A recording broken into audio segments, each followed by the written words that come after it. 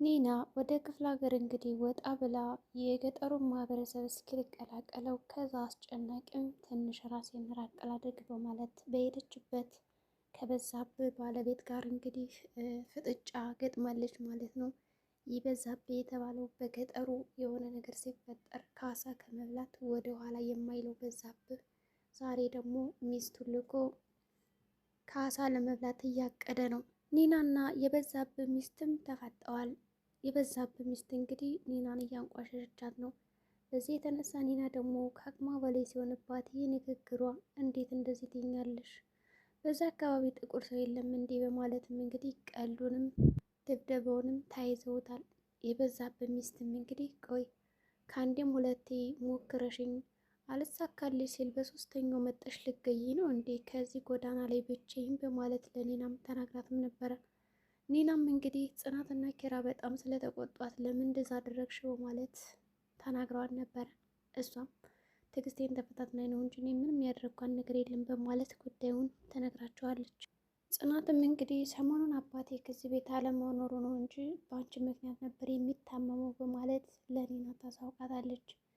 ኒናም እንግዲህ ባክሽ እንደውም አባ ቢኖርማ እሰይ ደግ አደረግሻት እንኳን ደበደብሻት ብለው ግንባሬን ይስሙኝ ነበረ በማለት እንግዲህ ለጽናት ተነግራታለች።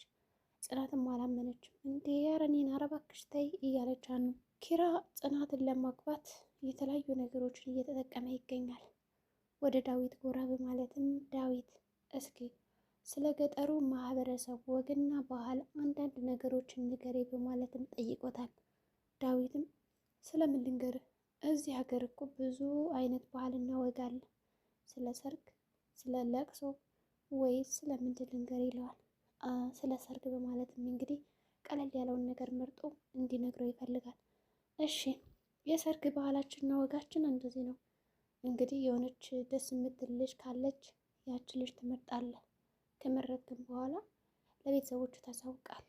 ቤተሰቦችን ያች ልጅ እንደምትፈልጋት ታሳውቅና ፍላጎትን ከዛ ወላጆች ደግሞ ከወደዷት የእሷን ቤተሰቦች ይጠይቃሉ። ልጃችሁን ለልጃችን በማለትም ይጠይቃሉ። የሴቷ ባለቤት ደግሞ ወይም ደግሞ ወላጆቿ ፈቃደኛ ከሆኑ ቀጠሮ ይዘው ይልኳቸዋል። ያው ሽማግሌ ትልካለህ ማለት ነው ባጭሩ። ቀኑን እንግዲህ ማስረዘም ማሳጠርም ተፈልጋለህ። ግን ከዛ ቀደም ብሎ ይሄ ሰው እንዴት ነው የሚለው እነሱ ያጣራሉ። ልጃችን በስርዓቱ ይይዛታል፣ ያስተዳድራታል፣ ስራው ምንድን ነው፣ ጸባዩስ እንዴት ነው የሚለውንም ያጣራሉ በማለት ይነግረዋል። ኪራም እንዴ አንቀባራ ነው እንጂ የሚይዛት ደግሞ ለጽናቴ ይላል። ዳዊትም እንግዲህ አውቀው እና አልገባኝም፣ ስለ ወግና ባህሉ ነው የምናወራ ወይስ ደግሞ ስለ አንተና ስለ ጽናት ነው በማለትም ጠይቀው። አረ ስለ ባህሉ ነው እንጂ። እሺ ቀጥል ይልና አሁንም የቀሩትን ነገሮች ለማሳወቅ ይሞክራል። ዳዊትም በቃ እንዳልኩ ነው፣ ቀኑን ማስረዘም ማሳጠር ያንተ ምርጫ ነው። እንዴት ከፈለክ ተሎ ማግባት ከፈለክም ወዲያውኑ ሰርጉ እንዲፋጠን ታደርገዋለህ። እንዲዘገይ ከፈለክም የዋንተ ወንድ ስለሆንክ ዘጌት እንዴት ታደርጋለህ? ከዛማ ይዛት ትሄዳለህ ሚስትህን አለቀ ብሎ እንግዲህ ያስረዳል። እንግዲህ ዳዊትም ከነገረ በኋላ እሺ አመሰግናለሁ በማለት እንግዲህ አመስግኖ ሄዷል። ዳዊትም ግራ ተጋብቷል። ይገርማል የእናንተ ነገር በማለትም ተደስቶላቸዋል። በሌላ በኩል እንግዲህ አቶ ታደሰ ያ የመሬቱን ባለቤት ወይም ደግሞ መሬቱን ለእኔ ስጠኝና ልረሰው ከዛ ከእህሉ አካፍላለሁ ቢለውም እንዲሁም ደግሞ ያለ ፍላጎቱ መሬቱን አርሶ አብረን እንካፈል ብሎ ያቀረበለትን ሀሳብ ሰውዬ ተቃውሞ አንስቶበታል። በዛብህ ጓደኛው ነው። በዚህም የተነሳ ያ በዛብህ እየወሰወሰው ነው የጽናትን አባት መሬቱን እንዲቀሙትና የራሱ የሆነውን ነገር ለመውሰድ እንግዲህ ድርድር ላይ ናቸው። እንግዲህ የጽናት አባትም እኔ መች ጉልበት አጣውና ነው ሰዎችን ማሳረስ፣ ራሴ ያለኝ ፈጣሪን እያመሰገንኩ በሰጠኝ ኃይልና አቅም እሰራለሁና ግድ የለም በማለት ይተዋል። እንግዲህ ነገር አትፈልገኝ፣ ለማንኛውም እኔ የሚሄድበት አለ ይልና የጽናት አባትም እንግዲህ መንገዱን ጥሎለት ይሄዳል። ሆኖም ያ ሰው እንግዲህ እየፎከረ ወደ ራሱ ቤት ይሄዳል። በሌላ በኩል እንግዲህ አጅሪት ኒና እባክሽ እንዳትወጪ ብትባልም ከዛ ከተቀመጠችበት ቤት አይ እነዚህ ቤት ማታፍኛሉንም በማለት ወጣ ብላ ጓሮ እያየች ነው። በዚህም ቅጽበት እንግዲህ ከዛች ከበዛብህ ሚስት ጋር ትገናኛለች። ከእሷ ጋር ከተገናኘች በኋላም ልክ ድምጿን ቀይር አድርጋ የወንድ ድምፅ አስመስላ እንግዲህ ታናግራታለች። በጣም ቆንጆ ነሽ፣ ሙሽራ ነሽ እኮ እያለች እንግዲህ ሊና ስታናግራት የበዛብህ ሚስትም አይ እንደዛ ነው እንዴ እኔ እኮ አረጀው እያለች እንዳረጀች እና ትልቅ ሰው እንደሆነች እየነገረቻት ነው። እኛም አረ እንደዛ አይደለም ጎበዝ ነሽ እያለች እያደነቀቻት ነው። ቢሆንም እንግዲህ በመጨረሻም ፊቷን ሸፍና ስለነበረ ታዲያ ማን እንደሆንክ ልወቅ እስኪ ፊትህን ገለጥ አድርግልኝ ስትላት ኒና ፊቷን ግለጥ አድርገዋለች። በዚህ የተነሳ ደንግጣ ፌንት ትነቅላለች። ኒናም ከነበረችበት እንግዲህ ደንግጣ ጥላት ነው የሮጠችው። ኒና ጥላት ከሮጠች በኋላ እንግዲህ ወዲያውኑ ለነጽናትና ለኪራ ጉዳዩን ትነግራቸዋለች። እነሱም በጣም አንከላከሏት። ታዲያ አሁንስ እንዴት ናት? ደህና ናት ወይስ እንዴት ነው ብሎ ነገሯት። አላቅም እንግዲህ ወደ ሆስፒታል ይዘዋት ሄደዋል በማለት መለሰችላቸው።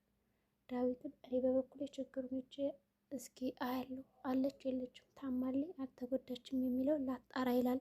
እሱም እንግዲህ ሄዶ አጣራ። ሴትየቱ ደህና ናት፣ ያቺ የበዛብህ ሚስት ናት በማለትም እንግዲህ ነገሩት። ጽናትም እንግዲህ አበደች። ኪራም እንደዚሁ በቃ ከዚህ ምጥሻን ጨርሶ አታርፊም አይደለ ተባለች። በሌላ በኩል እንግዲህ ምሩ አማቷን እየጠበቀቻት ነው። እንግዲህ አማቷ የማስመሰሉን ደረጃ ቀጥለዋለች። ምንም የምታቆመው አይደለችም። ምሩ በዚህ ሁኔታ አማቴ ስለምትመጣ ቤት ለቅቄ አልሄድም ብላ ወደ ጽናት ቤት መሄድ አልፈለገችም። ኪያንን እያት ብላ ስታቀርብላት ሀሳብ አልሄድም ነበር ያለችው። ቢሆንም እንግዲህ በቃ አንቺ አልሄድም ካልሽማ እኔ መሄድ አለብኝ ስልና ሰኒ ጥላት ትሄዳለች። ከዛ ደቂቃዎች በኋላ እንግዲህ ይመጣሉ። ያቺ ጽዮን የተባለችም እንግዲህ ወይ አለምዬ ግን እንዴት ነው የምታስመስዩ በዚህ ልክ? በቃ እስኪ አሁን ቡና ምናምን እንበላትና ከዛ እንሄዳለን ይባባላሉ። ምሩ እንግዲህ በደስታ ነው የተቀበለቻቸው። በተለይ ደግሞ ልጅ እያለች ስለጠራቻት የናሁም እናት በጣም የእውነቷን የምትወዳት መስሏት እየቀጠለች ነው። ግን ምሩ እየተሸወደች ነው። እዚህ ጋር በጣም የመሰሉ ነው፣ በቃ እያስመሰሉባት ነው እንግዲህ እዛ ቤት ፈንቅለው ለማስወጣት። ቢሆንም እንግዲህ አለም ምንድን ነው ያለችው? ሆዷ በጣም ገፍቷል፣ ይሄ ልጅማ እርግጠኛ ነኝ የልጅ ልጅ አይደለም ነው ያለቻት። ምክንያቱም ከሌላ ነው ብላን የምታምነው እስካሁን ድረስ። የእኔ ልጅ ቢሆንማ እንዴት ግን እንደዚህ ባንዴ ያድጋል ትላታለች ማለት ነው። ምሩም እንግዲህ ካየቻ በኋላ ሆዷ እንደዛ ገፍቶ በቃ የፊትሽን በጀርባሽ ያደርግልሽ ብላ ትመርቃታለች። ትስቃለችም፣ ፈገግ አለች። ምን ያስጋል? ያው ምርቃትሽ በጣም ደስ ስላለኝና ስለወደድኩ ነው ትላታለች። ቢሆንም እውነቴን ነው በማለት እንግዲህ አስመሰለች። ከዛ በያሁን አትኮሳተሪ፣ ለማንኛውም እንዳትነቃብሽ ትላታለች ጽዮን ማለት ነው። ምሩም እንግዲህ ቡና ላፍላላችሁ በማለት ወደ ኪችን ትገባለች። ተጫወቱ መጣው እያለቻቸውም ነበረ። እነሱም እሺ ማለታቸውን አላቆሙም። እነሱም እንግዲህ ከበሉ ከጠጡ በኋላ ሄደዋል። በሌላ በኩል ናቲ ወደ እነ ኪራ ቤት መጥቷል። ከመጣ በኋላም እንግዲህ ኒና የት ናት በማለት ኪያን ሲጠይቃት ኪያ የለችም ገጠር እኮ ሄደች ትለዋለች። እንግዲህ ናቲ አላመንምና እንዴት ሊሆን ይችላል?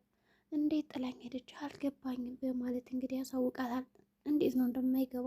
በቃ ሄዳለች እንዴ እኔ እኮ ናፍቃኝ ነው የመጣሁት ለማየት ይላል። እንግዲህ ኪያ የምትነግረውን ነገር ውሸት መስሎት እንዲሁም ደግሞ ኒና ያልሄደች መስሎት ነበር። እንግዲህ ኒና ወደ ገጠር ከሄደች በኋላ በጣም ከፍቶት ወደ ቅዱስ ቤት ይመጣል። ቅዱስም እንግዲህ በሰላም ነው እንደዚህ ያኮረፍከው ይለዋል። ያው በቃ ደብሮኛል፣ ለምን እንደ እውነት እዛች ሰራተኛ ወይም ደግሞ ከዛ ስራ ቦታ ተባረርኩ በለኝና ልክ እንደኔ ነው እልልልን ነምር ይለዋል ቅዱስ ማለት ነው። ናቲም እንግዲህ እንዲህ ቅዱሴ ይህን ያክል ከስራ ብታባረኝ ደስተኛ ነው ማለት ነው ይለዋል። አዎ በጣም ነው ደስተኛ መሆኑ፣ ምክንያቱም ያች ውጭ ያለነች ይለዋል። ምንም በቃ እንትን አትልም አትመቸውም። አይ ባከሱ አላስወጣችኝም፣ ግን ይህን አይለችም ገጠር ሄዳለች ይችላል። እና ምን ችግር አለው ተከተላለት ትሄድ ነው ይለዋል። ለማንኛውም ምን ታደርግ መጣ እዚህ ቤት እቃ ልትወስድ ነው የመጣ ይዘህ ውልቅ በልልኝ ከቤቴ እንጂ እዚህ ቤትም አላቆይም ይለዋል። ናቲ በጣም ደብሮ ስለነበረ እንዲህ ቅዱስ የዚህ ቤት መሆን አለብኝ ብሎ ቁጭ ይላል። ያቺ ልጅ እንዳትመጣ ብሎ አስጠንቅቆታል። እሺ በማለትም እንግዲህ ቤቱን ከፍቶለት ሄደ። ኪራም እንግዲህ ለጽናት በግልጽ ይነግራታል። እኔ የዚህ ሀገር የመጣሁት አንቺን ብዬ ነው አባባን ብዬ አይደለም ይላታል። እንግዲህ ይህን ነገር ደግሞ ማሳየት የሚፈልገው በተግባር ነው ይላታል።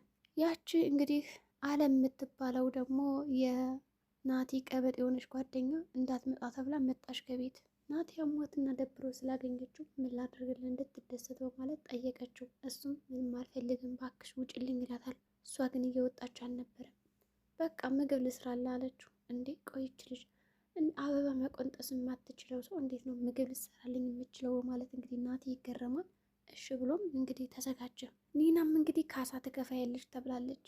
እሱ ጊዜው ሲደርስ እነግርሻለሁ፣ ካሳውን ከመጣሽልኝ እኔና አንቺ የምንፈልገው እቃ ነው እና በዛ ለቅሻለሁ ብላታለች። እንግዲህ የበዛብህ ሚስት በዚህ ከሆነ እንኳን ችግር የለም ብላ ኒና ተስማምታለች። ግን ምን አይነት እቃ እንደምትጠይቃት አላወቀችም። ኪራም እንግዲህ እሺ ብሎ በድርጊት ለማሳየት ሲሞክር እንግዲህ ጽናትን ሊስማት ማለት ይቻላል ግንባሯን ወዲያውኑ ኒና ሂዳ ድቅን ትልባቸዋለች። እንግዲህ ደንግጠው ይቀራሉ። እንግዲህ ጽዮንና ሰኒም ተያይዘዋል። ሰኒ ስለነቃችባት ከዛ ቤት ያለሽን ድራማ ጨርሽና ውጭ ብላታለች። አይንሽ አይም ነበር ያለቻት። ያያል ግን ደግሞ ምርጦንም ይኸው ትላታለች። ለማንኛውም እንግዲህ እኔ ሰኑ ነቅታባታለች የእሷን አስመሳይ መሆኗና እያስመሰለች እንደሆነ ቢሆንም በማያገባት ለምንድን ነው ጥልቅ የምትለው እያለች ነው እንግዲህ ጽዮንም ራሷ በማያገባት ነው የምትገባው። እንግዲህ የዛሬው ቪዲዮችን ይህን ይመስላል። በቀጣይ ቪዲዮ እስከምንገናኝ መልካም ጊዜ ይሆንላችሁ።